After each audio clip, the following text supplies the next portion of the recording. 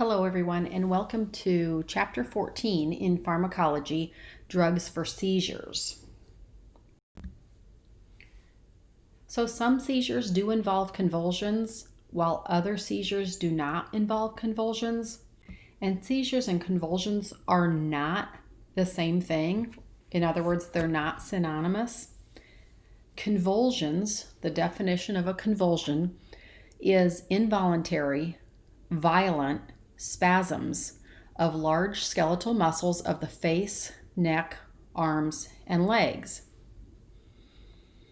The definition of a seizure, on the other hand, is any disturbance of electrical activity in the brain that can affect consciousness,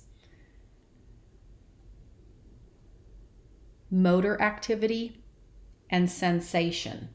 I'll repeat that definition. A seizure, on the other hand, is any disturbance of electrical activity in the brain that can affect consciousness, motor activity, and sensation. So again, seizure and convulsion are not the same thing. Some seizures involve convulsions and some seizures don't. And you'll learn more about those here in this PowerPoint. Many causes of seizure activity are known, some are not. Some of the known causes of seizure activity include infectious diseases such as meningitis or encephalitis,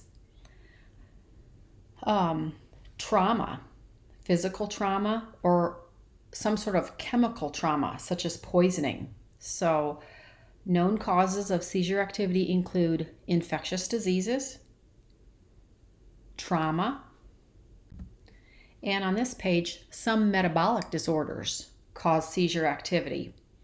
And that can be due to changes in fluids and electrolytes, such as hypoglycemia, hyponatremia, which is low sodium, and water intoxication. And they're referring there to excessive intake of water. Around 6 gallons a day is what could cause a seizure.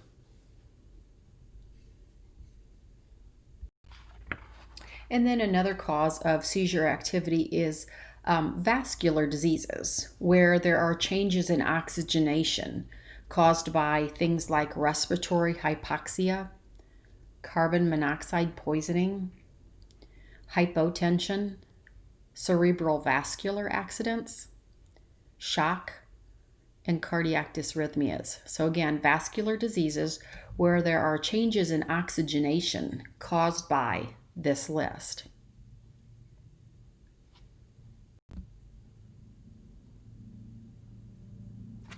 And then the last page of causes of seizure activity include pediatric disorders. A sudden and rapid increase in temperature can result in a febrile seizure. Neoplastic disease, meaning cancer, especially rapidly growing cancers that can increase intracranial pressure. Emotional and stress-related conditions can cause seizure activity. They have something called pseudo-seizures or psychogenic non-epileptic seizures, where they have paroxysmal episodes that resemble seizures. Paroxysmal meaning an uncontrollable outburst. Genetics can be a cause of seizure activity. A child of a person who has seizures could be more prone to having seizures. And additionally, seizure activity can occur with pregnancy. If they have hypertension and swelling, it can cause eclamptic seizures. So all of these causes of seizures show that seizures can have a significant impact on quality of life. And again, the last 4 slides, the known causes of seizure activity include infectious diseases, trauma, metabolic disorders, vascular diseases, pediatric disorders, neoplastic disease, emotional and stress-related conditions, genetics, and pregnancy. So epileptic seizures are typically identified as either partial, generalized, or special epileptic syndromes.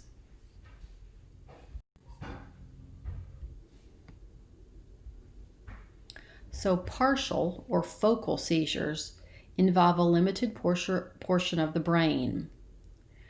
Simple partial seizures are small with a limited focus, and they're subdivided into one of the categories of sensory, motor, autonomic, or psychic. Whereas complex partial seizures, which were formerly known as psychomotor or temporal lobe seizures, may start with a blank stare, and they involve sensory, motor, or autonomic symptoms with some degree of altered or impaired consciousness. They're preceded by an aura, which means that the person may feel foggy, have a spiritual feeling, a flash of light, or maybe there's a special noise that precedes the seizure.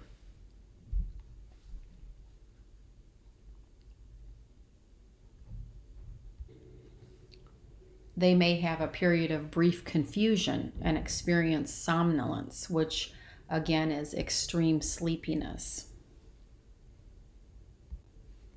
So the previous slide talked about partial or focal seizures. And two different types of partial or focal seizures include simple partial seizures or complex partial seizures. This slide is talking about generalized seizures. They travel throughout the entire brain on both sides. And there are a couple of different kinds of generalized seizures. And the first one is an absence seizure. And that used to be known as petit mal seizures. Absence seizures most often occur in children and last only a few seconds. There can be staring and temporary loss of consciousness as the most common symptoms. So again, absence seizures, formerly known as petit mal seizures, most often occur in children, last only a few seconds, and there can be staring and a temporary loss of consciousness as the most common signs. And then there are atonic seizures, sometimes called drop attacks. They may have some stumbling and falling for no reason. They last for only a matter of seconds, and episodes are very short. Those are atonic seizures. Tonic-clonic seizures, formerly known as grand mal seizures, are the most common type of seizure. The drug of choice for tonic-clonic seizures is Tegretol or carbamazine, and we're going to be talking more about the medications later, but Tegretol is the drug of choice for tonic-clonic seizures, and this is the most common type of seizure. It involves intense muscle contractions during the tonic phase, and the clonic phase is characterized by alternating contraction and relaxation of the muscles.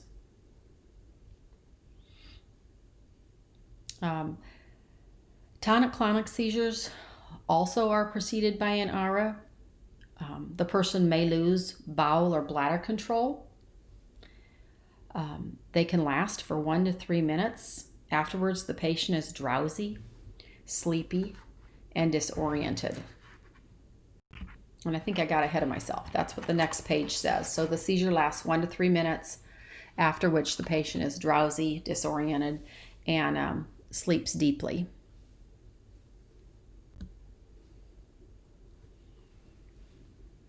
And then febrile seizures involve tonic-clonic motor activity lasting for 1 to 2 minutes. There's a rapid return of consciousness. It's affiliated with a rapid rise in body temperature and most common in that 6-month to 5-year-old age group.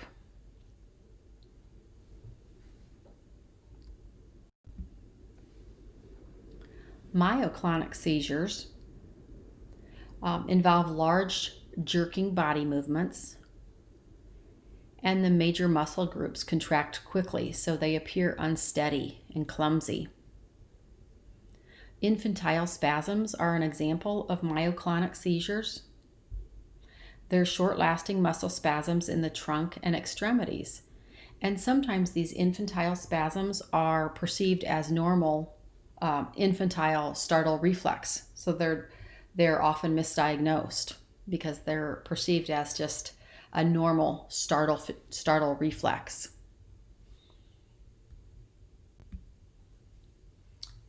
And then there's something called status epilepticus. And I know we've covered this in previous chapters in either 114 or 117, but status epilepticus is a medical emergency, and it's caused by repeated seizures. Hypoxia can develop, hypoglycemia, acidosis, and hypothermia can occur. It can cause brain damage and ultimately death. So a person can die from status epilepticus, and it's a medical emergency. The treatment of status epilepticus is IV administration of anti-seizure medications. Valium is the medication that they would normally give. And during this status epilepticus seizure activity, steps need to be taken to make sure that the airway remains open.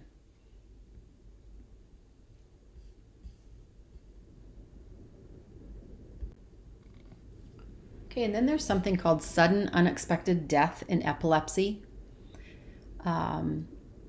It's when death occurs in epilepsy that's not caused by drowning, injury, or other causes. So 1 in 1,000 with epilepsy die each year. The highest at risk are those with uncontrolled or frequent seizures, tonic-clonic or grand mal, and children who have had recurrent seizures from an early age. So again, 1 in 1,000 with epilepsy die every year. The highest risk are those with uncontrolled or frequent seizures, tonic-clonic or grand mal, and children who have had recurrent seizures from an early age.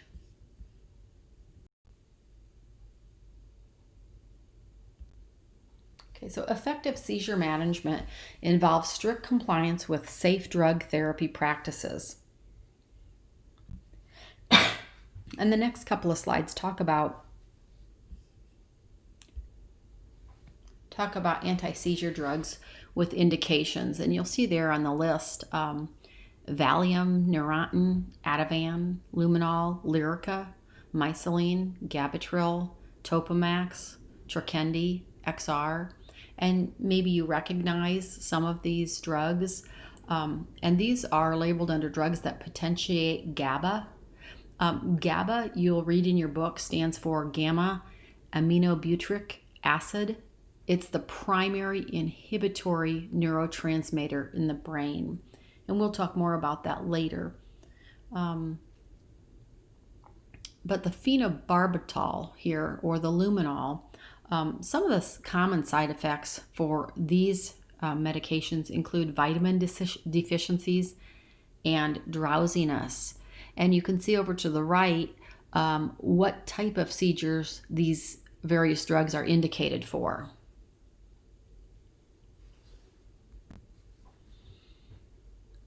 Okay, and then this is another type of medication called hydantoin and related drugs. And these drugs include the carbamazine or Tegretol that I mentioned earlier. That is the drug of choice for tonic-clonic seizures, as well as lamotrigine, Keppra, Trileptal, Dilantin is another one that you'll hear a lot about, Depakine, and Zonegran.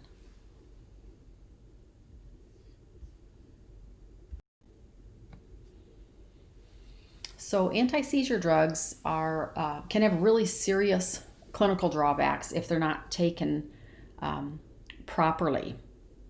So you have to be really careful with that. If you miss a dose, you need to make up skipped doses.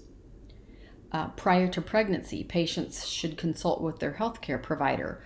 Most anti-seizure drugs are pregnancy category D, where there is evidence of fetal harm. But typically, if the person has a serious enough seizure disorder, the risk, the benefits will outweigh the risk. And they can experience preeclampsia and eclampsia, which many of you might know already, but it's a severe hypertensive disorder characterized by seizures, coma, and perinatal mortality, and it's during pregnancy. So again, preeclampsia and eclampsia are severe hypertensive disorders that are characterized by seizures, coma, and perinatal mortality. And there's an increased risk of early development issues in children whose mothers took the anti-epileptic drugs.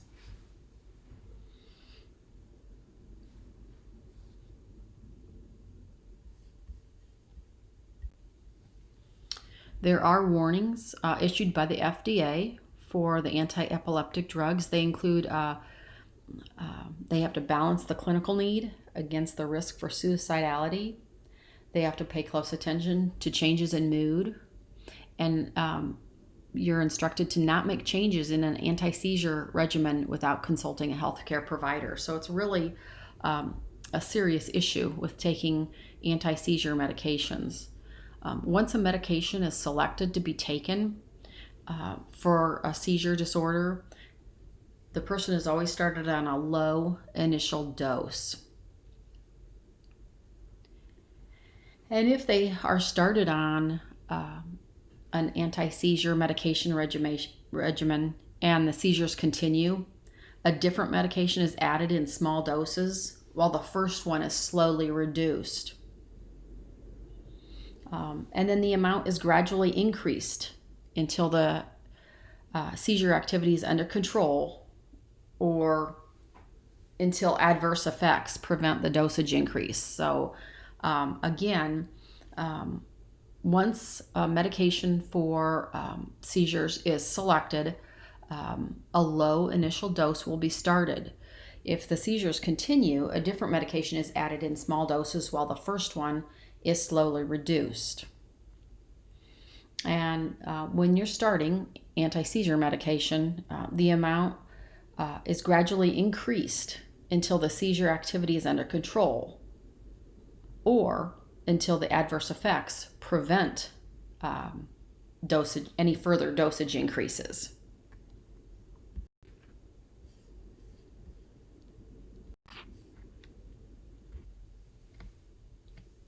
So anti-seizure pharmacotherapy is directed at controlling the movement of electrolytes across neuronal membranes or affecting neurotransmitter balance.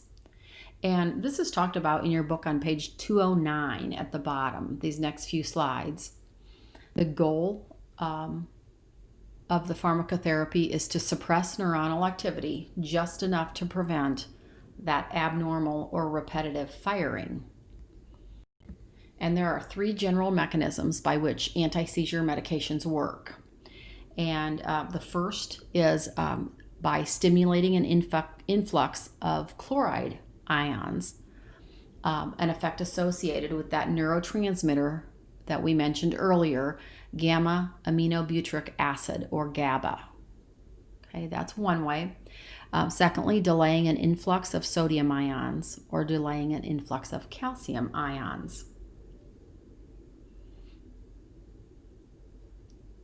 And with these anti-seizure medications, a tolerance to the medications can also be developed after 3 months. So seizures can begin recurring if the patient builds up a tolerance to that particular medication.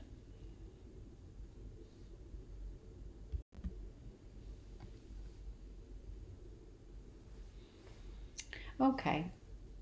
So by increasing the effects of the GABA in the brain, some drugs reduce a wide range of seizure types. And the next 6 slides, I believe, are talking about just a variety of anti-seizure medications that potentiate the GABA action And I'm going to let you look through those on your own. And we're going to skip over to a medication called hydantoin. Okay, so hydantoin and related drugs are generally effective in treating partial seizures and tonic-clonic seizures. And they work by dampening the CNS activity or central nervous system activity. They delay the influx or the incoming of sodium ions across neuronal membranes, and sodium channels are not blocked, just made less sensitive. So with hydantoins, a couple of things. Several drugs may also affect the threshold of neuronal firing, and they can interfere with the transduction of the excitatory neurotransmitter glutamate. Wouldn't worry too much about making sure you know that. But with hydantoins, the most common side effect is something called gingival hyperplasia, which is an issue with the gums in the mouth. But that's the most common adverse effect. It's called gingival hyperplasia. Some of the other effects, side effects or adverse effects of the hydantoins include confusion, slurred speech, insomnia. Those are the adverse effects. The side effects include bradycardia or low heart rate, hyperglycemia, and hypotension, low blood pressure. So again, gingival hyperplasia is experienced with hydantoins. Adverse effects include confusion, slurred speech, and insomnia. Side effects include bradycardia, hyperglycemia, and hypotension. And phenytoin, or better known as Dilantin, is one of the first-line drugs of the hydantoins. It's been in circulation the longest. 10 to 20 milligrams is the typical dose. It's still commonly used. It's a broad-spectrum hydantoin drug. There's effective seizure suppression without potential for abuse or extreme sedative effects, so that makes it desirable. And it can cause some hematologic toxicities or blood toxicities. It is, again, another pregnancy category D, where there's a risk, but the benefits of the drug might warrant its use.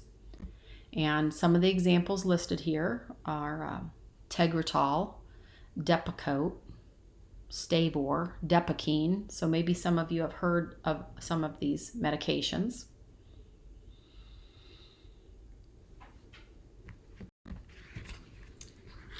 And these next few slides talk about the hydantoins, and I'm going to let you read through those on your own. The one I want you to look at is the Dilantin. It lists the gingival hyperplasia at the back, and the name you commonly hear about is Dilantin.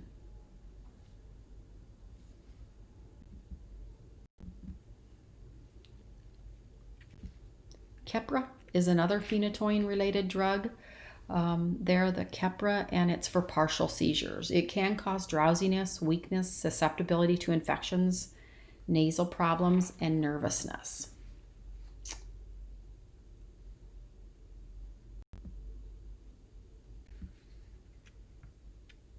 Okay. And then there's something called succinimides that generally treat absence seizures. And these are a couple examples of the succinimides.